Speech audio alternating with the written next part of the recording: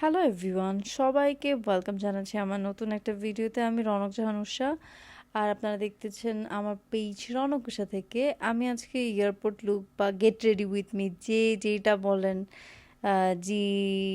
GWYM কি জানি glam না কি জানি একটা ভিডিও বলেন, সেটা বানানোর ট্রাই করতেছি।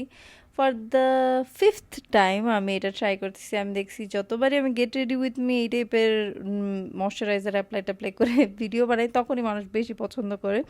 তাই আমি ভাবলাম ওকে, আমি খুব তাড়াহুড়ার মধ্যে যদিও রেডি হইতেছিলাম, আমি আসলে দেখতেও চাচ্ছিলাম আমি কতক্ষণের মধ্যে রেডি হতে পারি।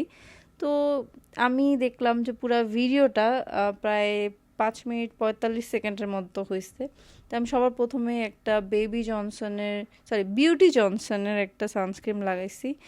অনেকেই জিজ্ঞাসা করতে পারেন কি সানস্ক্রিন লাগাইছেন। আমি জাস্ট সানস্ক্রিন অ্যাপ্লাই করি যে কোনো ট্রাভেলের সময়। আমি মুখের মধ্যে সানস্ক্রিনটা অ্যাপ্লাই করার চেষ্টা করি যদি দিনের ট্রাভেল হয়, কারণ সানস্ক্রিন মাস্ট ইউজ করা উচিত। যদিও আমি অনেক কালো হয়ে গেছি, অনেক সময় ভুলেও যাই সানস্ক্রিন ইউজ করতে, তারপরেও বলতেছি এটা ভালো তাই। তারপর আমি একটা আইলাইনার লাগাতেছি, যেহেতু আমি মেয়ে মানুষ, একটু সাজগোজ করতে মন চায়। তাই আমি উইঙ্ক আইলাইনার, সব মেয়েদের যেমন একটা চোখের লাইনার অনেক সুন্দর হয়, একটা চোখের অনেক খারাপ হয়, আমি লাকিলি আমি এই জিনিসটা দুইটা অন পয়েন্ট করতে পারি। আর আমি খুব সুন্দর করে অন পয়েন্টে আজকেও করে ফেলছি অনেক তাড়াহুড়োর মধ্যে। তারপর আমি একটা ব্লু কালারের লাইনার দিতেছি, সরি মাস্কারা লাগাইতেছি। এই মাস্কারাটা লাগানোর সময় সবার ফেস অদ্ভুত হয়ে যায়, আমার ফেসও এখন অদ্ভুত হয়ে গেছে, আমাকে দেখতে পুরা এআই জেনারেটেড একটা রোবট লাগতেছে।